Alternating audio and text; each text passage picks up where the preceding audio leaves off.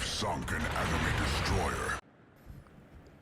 Hey team, it's Ripper here. Hope you guys are doing fantastic today. New format today. I guess you could say a lot of people have said that they want to, get right into the video. And you know what? We're trying something new here. The music and everything was cool and all, but I think I have a lot to talk about today about the Z-52. Finally, I've gotten this ship, and we're trying it out and see how I like it, and giving some thoughts, my reviews, my take, especially with the new Z-44 premium ship that's out. Is it good? Is the Z-52 do what it needs to do? Is it better than the premium Z-44? We'll see how it goes, and you let me know what you think. And this is my build, my take on it, and we'll talk about tactics, strategy, and so forth. But before we begin, like, subscribe, bell button below. You guys want to support the channel. We're on our way to 1,100 subscribers. We can't thank you guys enough for everything you guys have done to support the channel, build the community, and learn something, and have a blast doing it as well. So let's talk about it. Z-52. I actually thought this was a pretty... I would say standard, just basic ship. The only thing it's got going for it is really the 6-kilometer hydro, which it's a very, in my opinion, it's like a very, very long radar, but hydro-wise. But it doesn't go out as far as radar for destroyers, but it just lasts so long that if you catch a destroyer in smoke within that 6-kilometer distance, this thing is pretty deadly. But that's about it. It doesn't provide... This ship doesn't really provide anything that glamorous. It's just another, a gearing can just do just as well as a Z-52, just minus the hydro. So let's talk about it. What are we going to talk about? Some of the cool things and why we would use this or not in clan battles. And you can see in the background video, clan battles. Let's talk about this tactic. You see my entire team, I told them push Charlie while I go cap Alpha, which is really easy to cap, free cap, as well as flank Bravo and see where they're at. So... And I looked at the lineup. What is the first thing we do? Look at the lineup, look at the map, pick where we're going to go. So you can see the majority of the team is pushing to Charlie. I push south. That's the tactic. They're going to push down the south to Charlie and then swing in from Bravo. Now, I think there is a DD out here. So let's see. There's 2 Shimikazes, I believe, somewhere here. We've identified... Actually, we haven't seen one. Let's see. Where are the other destroyers? So we're going to keep pushing and pushing until we... And I know I can take on the Shima. So here we go. Here we go. Here's the engagement right here. I get spotted right away. He is well within 6 kilometers, so I have the advantage. This Shima's pretty much dead. Now, at this point, look at the fire and the reload rate of the guns. And you can see I don't really like this reload. I mean, look, I'm hitting him, but man, is it taking forever to kill this thing. And that is probably one of the downsides I don't like about the Z-52 is just the reload rate. I'm used to a faster gun performance ability, like the Sherman or maybe a Vampire, but hey, this does its job. Okay, he went smoke right there, popped the hydro.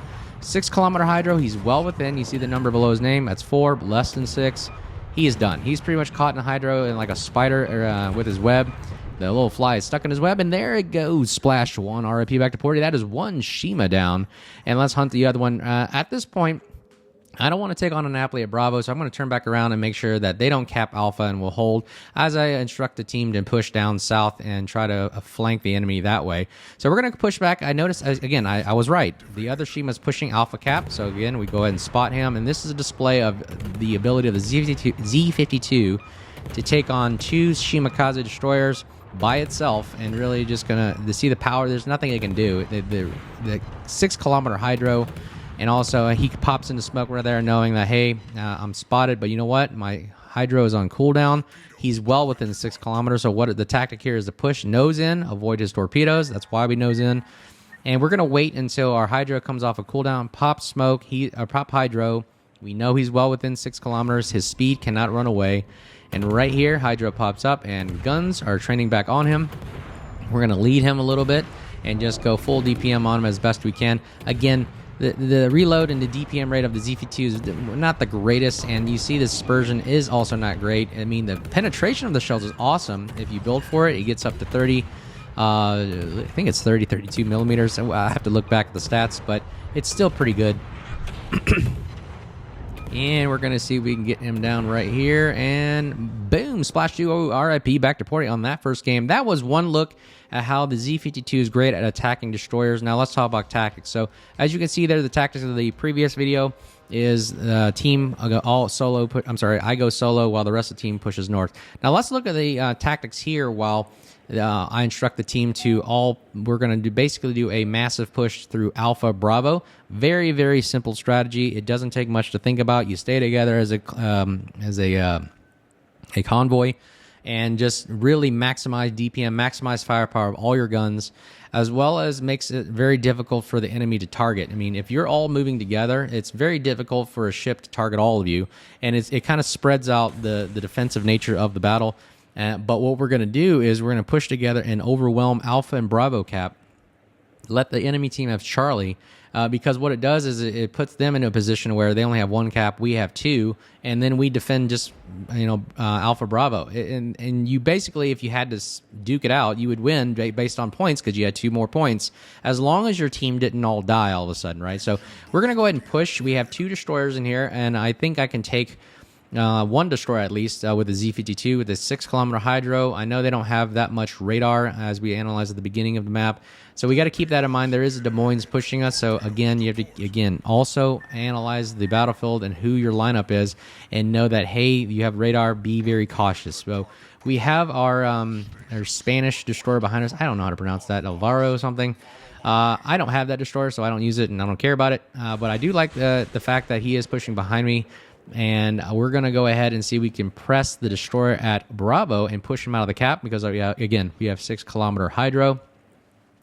So the rest of our team is pushing behind as well as spotting the Des Moines. We are well within his radar. We have to keep that in mind. We're in his radar range. And then we're just going to go ahead and show the capabilities of what the Z-52 can do as a gunboat. And I opened fire because why? I have another destroyer behind me that, hey, I said, hey, let's engage. He's getting shot at. Ooh, here we go. So we throw out the other Z-52, so he's within 6-kilometer hydro. He pops his hydro. I'm detected by him the whole time. So what is the strategy here? Tactic is kite away. You can't really take him on. He's behind an island. He's got you spotted. It's a bad deal right there. So we're going to have to run away at least 6 kilometers from the Z-52 to get out of hydro. We're going to stop firing right here unless, yep, we're going to pop smoke. I'm out of his hydro. I'm out of radar range. I think the Des Moines already popped it, and we're going to use that jet. We're not there to sit in the smoke. We're there using it to just remove our concealment and then run away. There's the smoke from the other Z-52, so I don't want to contest him with my hydro. Well, I'm not going to use my hydro. I'm going to save it. Why do I like to save it? I'd rather be in a position where when I use it, I can put my guns on it. Right now, there's an island in front of me. I analyze the situation. It does not give me any advantageous thing to do anything with it. So we're going to run away, regroup, and reassess. So right now, the Des Moines is almost dead, so why not? Let's open fire and take some free shots. If we start a fire on him where we get some nice pen damage.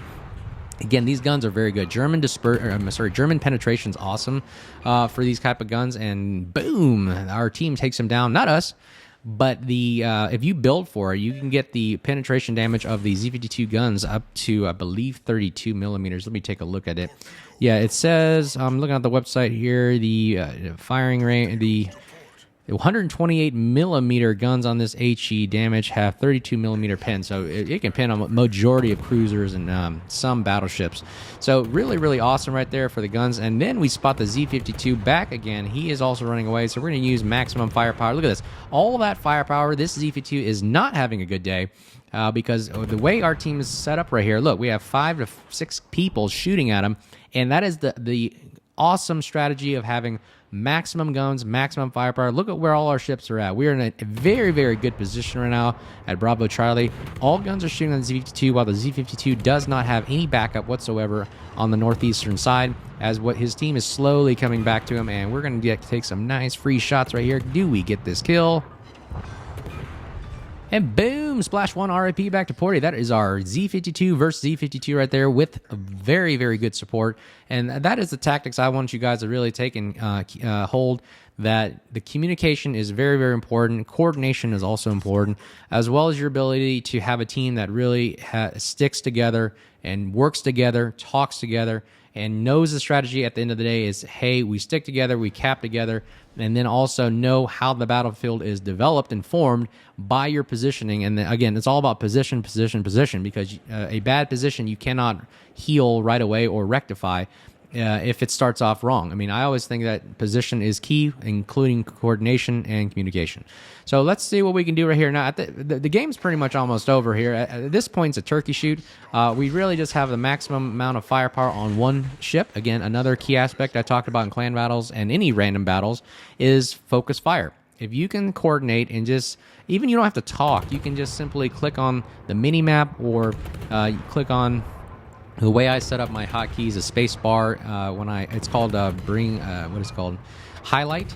If you on your keyboard, you can set up or highlight. I just look at a target and I press space bar or whatever button you decide to choose. It highlights a target and automatically knows what that means. It says, hey, focus fire on this, or hey, cap that, or hey, I need support. It does all the types of things you needed to do if you do a hotkey. So what we're going to do right now, we've caused the Montana to turn away. We're going to go ahead and maximize the DPM firepower on it, get as much shots on it as possible. Notice the penetrations right there. We're getting nice penetrations on certain aspects of his ship that are 32 millimeters or less, which is superstructure and bow and front, or bow and aft, and that works really well for those types of ships. For the Moskva, he has 50 millimeters on certain aspects of his ship, so it doesn't really pin much. So as you can see here, watch.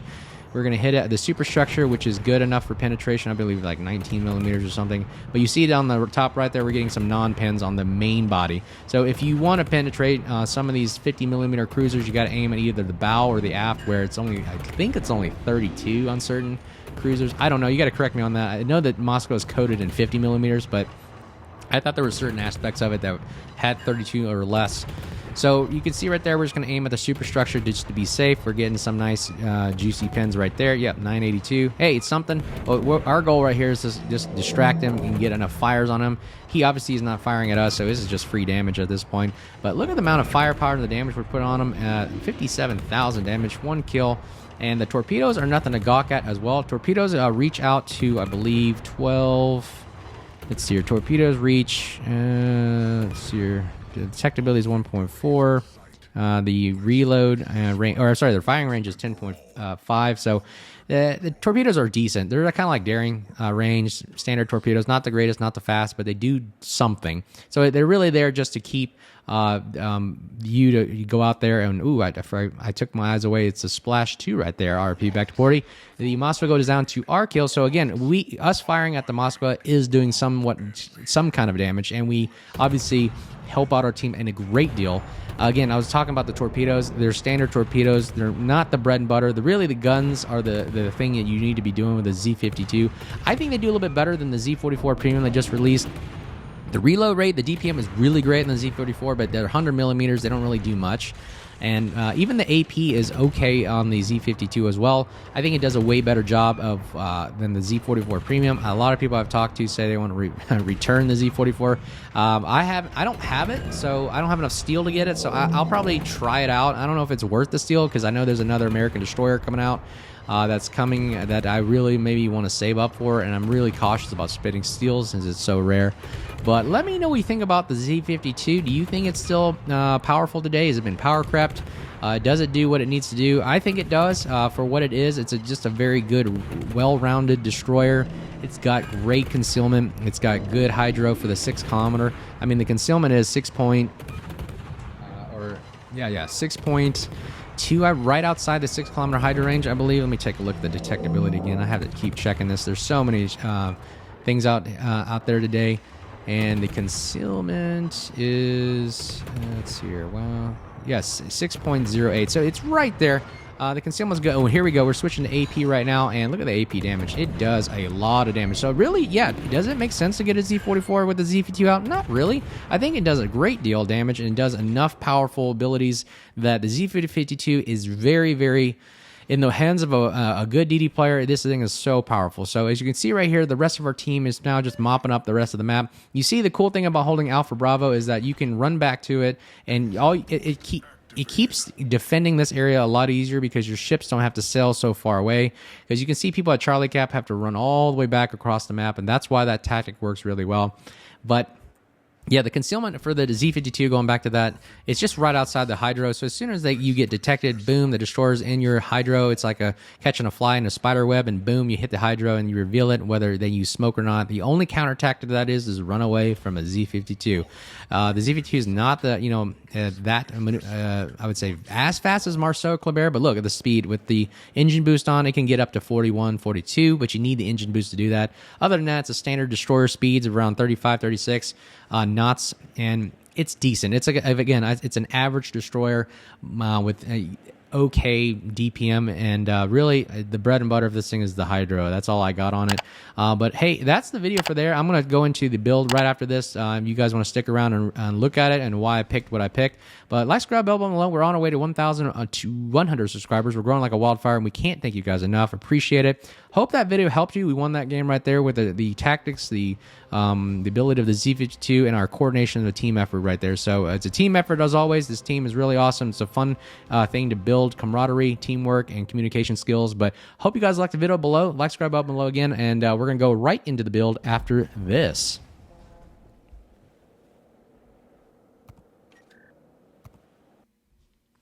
Okay, team, here's the build right here. This is a free website that you can go to. I'll put in the link in the description below. But this is the website I just stumbled upon, and it does a really good job at describing how to build this thing. And you can see the stats as I talk about it.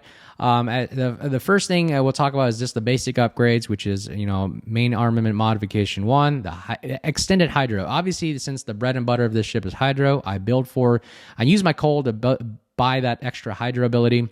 I like the dispersion ability to make it a little bit more, the guns are more accurate, because that's kind of like with the bread and butter of this ship. It really is hydro and guns. I don't know about the torpedoes, they're not that great.